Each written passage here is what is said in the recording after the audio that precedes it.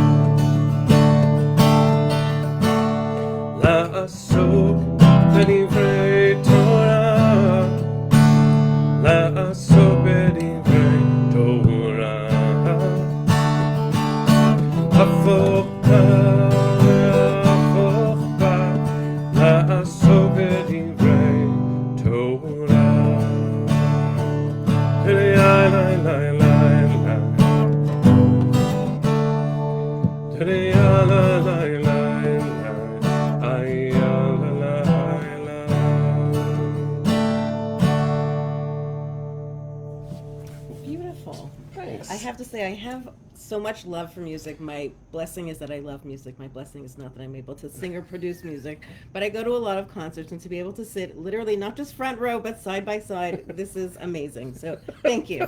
Thank you. All right, friends. So for those who just joined in the last second or two, this is my beloved colleague and friend, Rabba Daphne Lazar Price. She is the executive director of JOFA, the Jewish Orthodox Feminist Alliance, and she is a good person and a wonderful writer and a teacher who is probably too humble to say those things about herself. So I'm glad to have the chance to say it in front of you, next to you, and with our community. I'd love to ask you. You want to make a special dedication for this conversation, for this Torah, and then I do.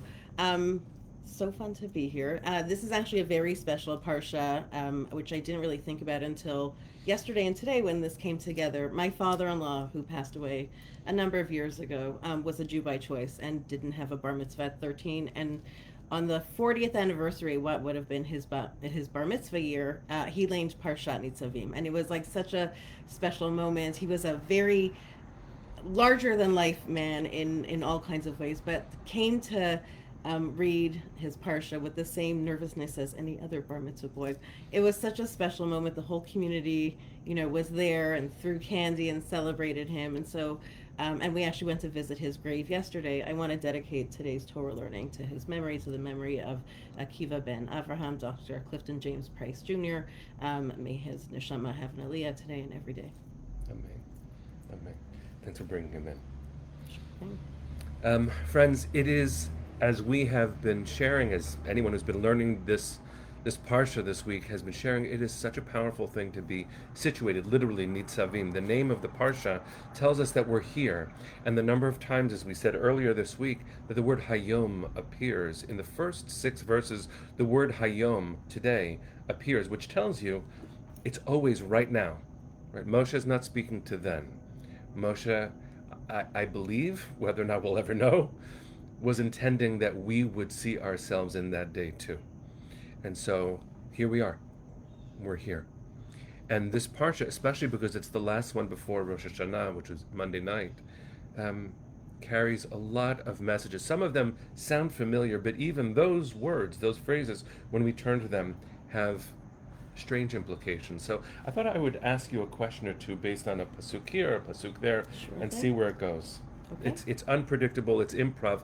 We were saying before that when Daphne does it herself, does a Facebook Live or an Instagram Live, we're in control. So when it's just me, I know what's going to happen, and I can stop.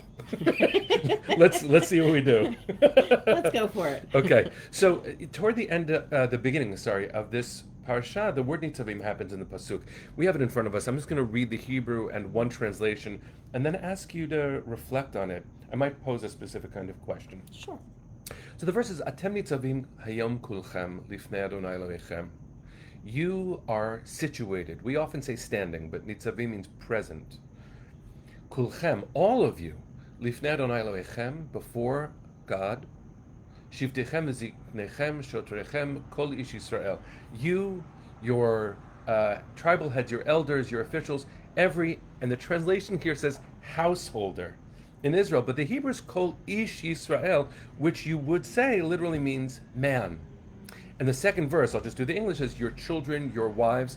So it tells you it's probably talking to the men because it says your wives.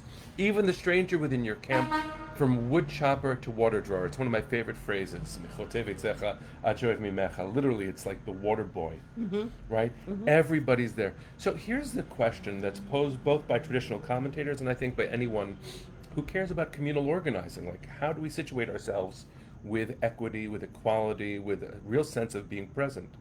Why say we're all here and then name some of us? I mean, I think it's a great question.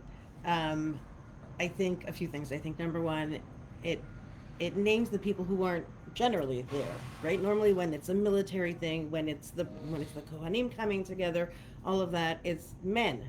And here they're saying, no, also your children, your wives, even the stranger within your camp.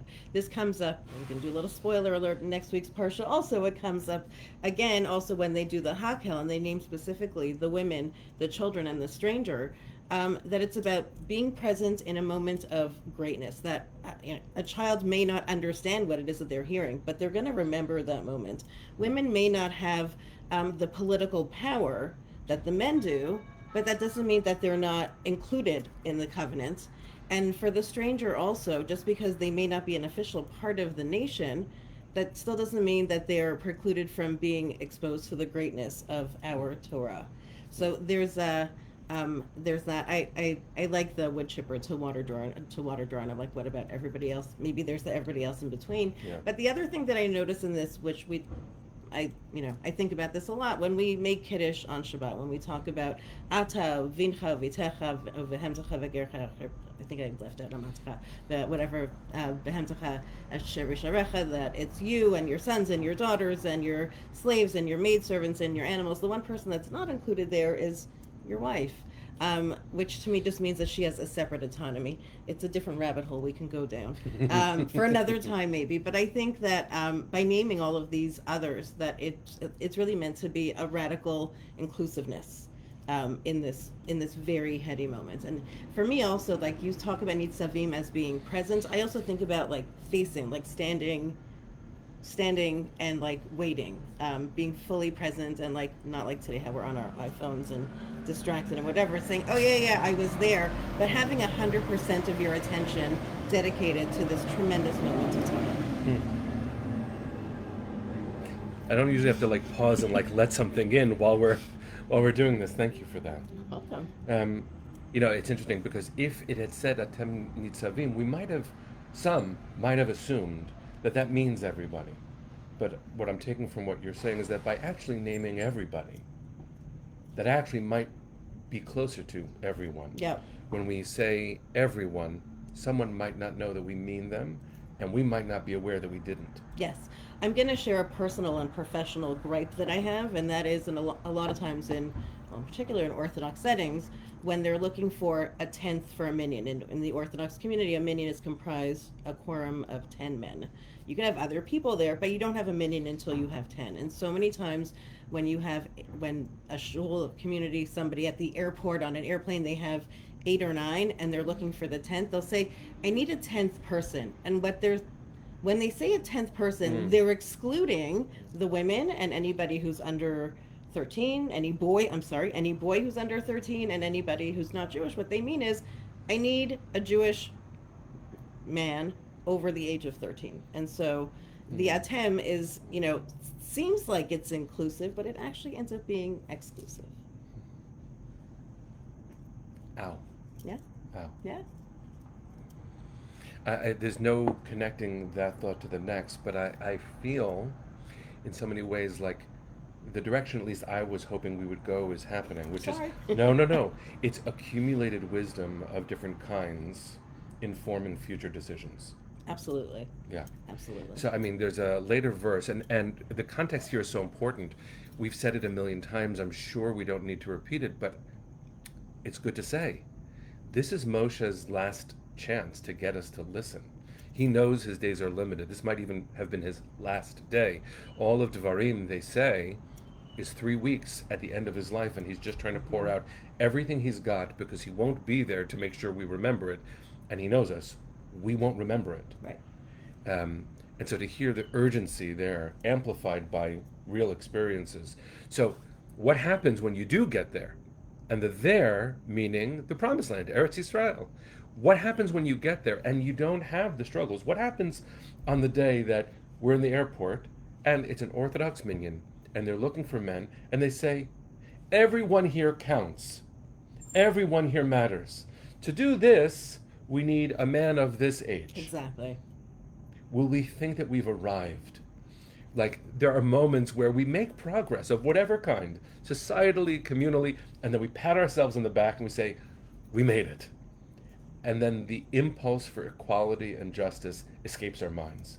Because the verse, actually not too far later, says, I'll just do the English here, some of the English, when hearing the words of these conditions, because in Nitzavim we get a bracha klala. Here's what happens if you get it right, and here's what happens, I would say, if you don't, but it really means when you don't. When you don't. Here's the verse. It's verse 18 of chapter 29. When hearing the words, Behaya b'shama'o et divrei ha'Allah hazot, when you hear the conditions, meaning the sanctions, the consequences of not listening, v'hitbarach bilvavo, and this is a very interesting phrase, v'hitbarach and reflexive, and you will become blessed in your own soul, but the translation here says a special immunity. You might think that you're going to be fine no matter what, even if you break the rules, because you made it. I shall be safe. God forbid someone says that about themselves, though I follow my own willful heart. Bishvirut libi elech.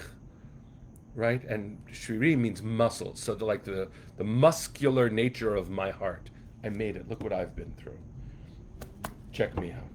And I think I don't know that we've felt that way in a long time. I think the last 714 days, for so many of us, even strong, proud, loud, self-sufficient, defiant, chutzpahdik, amazing Jewish people, here, there, and everywhere,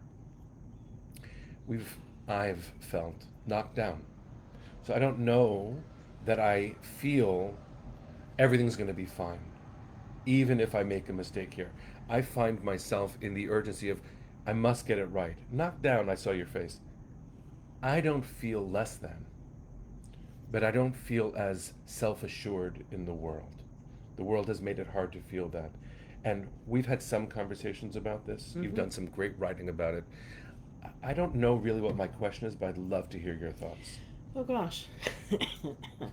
On this, right? Okay. On all of it. I listened to the podcast this week with Dan Senor and Rachel Goldberg-Poland, and she quotes Sarit Sussman, whose son was killed in Gaza very early on while he was in Gaza looking for the hostages. And Sarit, Jofa led a mission in January 2024. Sarit spoke to our group. It was really just after the shloshim of her son's passing. And even then she said, I'm going to paraphrase because I don't have the exact quote, but we're going to have a good ending. It's going to end well. Even if we don't see it now, even if we're in the muck now, it's going to end well. And so yes, every day, even before I get out of bed, I feel knocked down. Every day I look and I'm like, oh, how are we at day 714? We're almost exactly at the 2-year anniversary. How do we still have 48 hostages who are being held captive? How do we still have so many soldiers, men and women, who are deployed every day, complete basic training, go on to serve, and then go back for Miluim, and families that are torn apart, displaced families that are still finding their way back as they're being, returned back to their places. And it's hard, and yet, it's lo alecha hamlecha ligmor, and it's not free. It's not for you to finish all of the work, but also you can't desist from working on it. So it's, the work is ongoing. It's, will we ever feel like we've arrived? Please, God, Mashiach should come before Shabbos, and that'll have a whole other podcast conversation about what it means to be in Mashiach times and what it means to have arrived. But I think that we've never actually arrived. I think even on my best day, when I've helped somebody, when I've accomplished something, when I've, made sure that my kids are where they should be, that we're all working together as a pack and as a family unit and at work and in my community, there's still this like the sitting on my shoulders thing. No, you're not there yet. Mm-hmm. And especially, I have many lived experiences, but I don't have all of the lived experiences. And so it's always really important for me to check with the people who have a different lived experience to, sometimes to temper my enthusiasm or to figure out how to push myself to do better and to be better. See, there's a reason. We need her. This is so good. I mean, I knew that already, but now you do too. Well, let me not introduce a new thought, but bring one last thing for us to consider. We, on the broadcast yesterday, I think you were on it, I'm not sure, we're talking about the Pasuk, Hanistarot Ladonai Eloheinu, Vaniglot Lanu Vanenu Ad Olam. It's a strange verse. It's the one with the dots over it, for those who are remembering the broadcast that we talked about. And it's the translation, which is, again, not quite a translation, that hidden things are God's, and revealed things are ours and our children's forever. By the way, that's not the end of the verse. It's la'asot et kol divrei Torah azot. Like, it's ours so that we can do it, like go actualize these best ideas. But the interesting implication of the dots over some of the letters, lanu vanenu, ours and our children's, for some suggests that those words shouldn't be there. The letters underneath are meant not to be there. Now, they are there, and that's important. But if they weren't there, then the pasuk, the verse, would say, hidden and revealed things belong to God. Ours is to do. And what I said yesterday, and what I feel sometimes, is that I just don't know what I know. I'm in a world that makes it very hard to feel like I know anything. And that's based, hopefully, on a good practice of humility. Like, I have a lot to learn, as you were saying before. Also, the world can be very confusing and hard, and feeling like I know anything, what to expect, how to manage, how to do the stuff that we're called to do. And so I think my question is, but I want you to answer whatever question you'd prefer. Okay. What do you think we've learned, especially given that we're about to say goodbye to this year? And speaking personally, I'm ready for this year to be done. So, what have we learned? Well, as I half joke, half say seriously, I feel like I smashed my crystal ball in March of 2020 when it was the start of the pandemic. We had no idea what we were going into. If you would have asked me in March, and people did, and I said, if we're still in this by like June, I don't know what the world is going to be. And then it ended up just going forever and ever. And we came out on the other side different, stronger in some ways, weaker in other ways.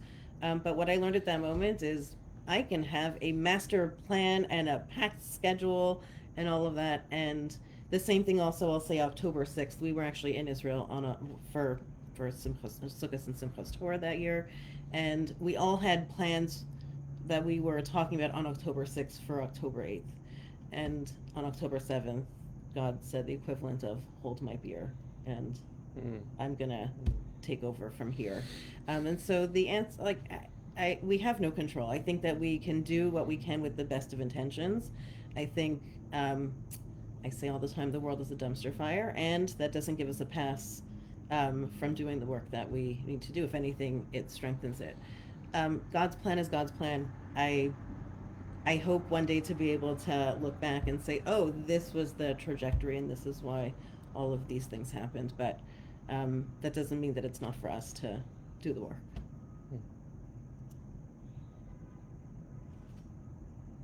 Thanks. Yeah. I don't think I know more. I don't know more. I also think that I know what I know one day and the next day, like, nope, that was not correct thinking. And sometimes it's like thinking and ideology and political view, and sometimes it's, just what works logistically, and then it turns out that the world changes and logistics have to change. First of all, we're not paying attention. I'm sorry to the comments. I'm enjoying this so much, but I'm seeing there's a lot of appreciation for the Torah that you're sharing. You made me think of, and I'll close with this for now. There's this famous section in the Talmud where someone who's interested in Judaism is brought into the community by Hillel. Shammai says, you have to learn it all, then I'll bring you in. Hillel says, come on in, let's learn. Very interesting, different methodologies. And there's a series of stories, as you know. So one of them is the person sits down and Hillel starts teaching Aleph, Bet, Gimel, Dalet. And then the next day, when the student comes, Hillel starts teaching Taf, Shin, Resh, Kuf, like the reverse, and that the letters don't mean what you thought they mean. And the student says, but that's not what you taught me yesterday. And Hillel says, you trusted me yesterday. Trust me today. And I sometimes have a hard time with that kind of faith, but it is emotionally resonant to me. To not you're not at all suggesting the abdication of our responsibilities, but it actually empowers us, me, I feel, to act in the world to the best of our abilities, regardless of how little we might understand. And what a gift it is to consider that, especially as we go into a new year, to think about doing the best we can with what we've got. And it's nice to have friends to do it with. Likewise. I'll also just say, yes, I'm ready for this year to end, but I also think you did a lot of good work this year, and there's a lot of good that was put into the world this year. And I'm also of the mind that I don't like to rush time by, because it's gone forever. So we still have these last few days to savor before the new year, and there's that, and then there's looking ahead and what comes next. Yes, every rabbi needs a rabbi. How lucky I am. Friends, here we go. First of all, please join me in thanking Rabba Daphne Lazar Price, who's our friend and our teacher, for gracing us today with some Torah. Thank you for having me. And let's send our hearts as best we can. Okay? Day 714, there's one tefillah on our lips. So we're going to sing Hatikva, then we'll say Shabbat Shalom. Kol hon baleva penima nefesh Yehudi homia ולפתי מזרח קדימה, עין לציון צופיה. עוד לא אבדה תקוותנו, התקווה בת שנות 2000, להיות עם חופשי בארצנו, ארץ ציון וירושלים. להיות עם חופשי בארצנו, ארץ ציון וירושלים. Bring them home now. Am Yisrael Chai. Shabbat Shalom, everybody. Shabbat Shalom and Shana Tova. Shana Tova.